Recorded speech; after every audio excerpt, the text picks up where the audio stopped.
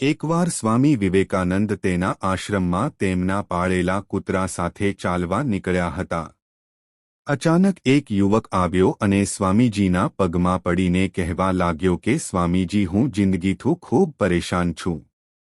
હું દરરોજ સખત મહેનત કરું છું પરંતુ આજ સુધી મને સફળતા મળી નથી. ખ્યાલ નથી આવતો કે ભગવાને મારા ભાગ્યમાં શું લખ્યું છે. યુવકની મુશ્કેલી સ્વામીજી તરત સમજી ગયા. તેણે યુવકને કહ્યું, ભાઈ, તું મારા કૂતરાને દૂર એક રાઉન્ડ મારીને આવ, પછી હું તારા પ્રશ્નનો જવાબ આપીશ. યુવકને પણ થોડુંક અજુગતું લાગ્યું પરંતુ તે કંઈ બોલ્યા વગર કૂતરાને લઈ જતો રહ્યો. થોડીવાર પછી તે કૂતરાને લઈને તે યુવક આશ્રમમાં પરત આવ્યો.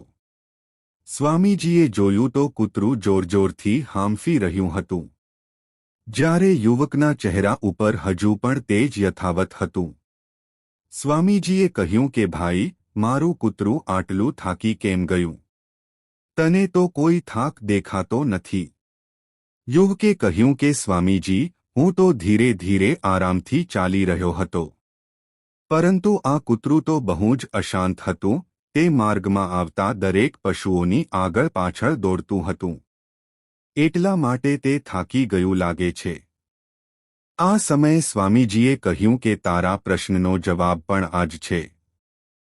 તારું લક્ષ્ય પણ તારી આજુબાજુમાં છે, પરંતુ તું તારા લક્ષ્યને છોડીને બીજા લોકોની આગળ પાછળ દોડ્યા કરે છે.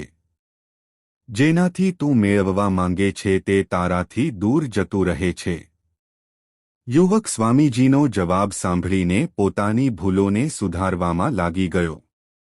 મિત્રો, જીવનમાં આપણે કોઈ એક લક્ષ્યને વળગી રહેવું જોઈએ, કેમ કે એક તરફ ધ્યાન રાખવાથી કદાચ સફળતા ના મળે પણ અનુભવ તો થાય જ અને બીજી વાર પ્રયત્ન કરવાથી ચોક્કસ સફળતા મળે છે. મિત્રો, તમને જો આ બોધ સ્ટોરી ગમી હોય તો જરૂર અમારી યુટ્યુબ ચેનલને સબસ્ક્રાઇબ કરી દેજો જેથી આવનાર નવા વિડીયોની નોટિફિકેશન મળી રહે. જય માતાજી.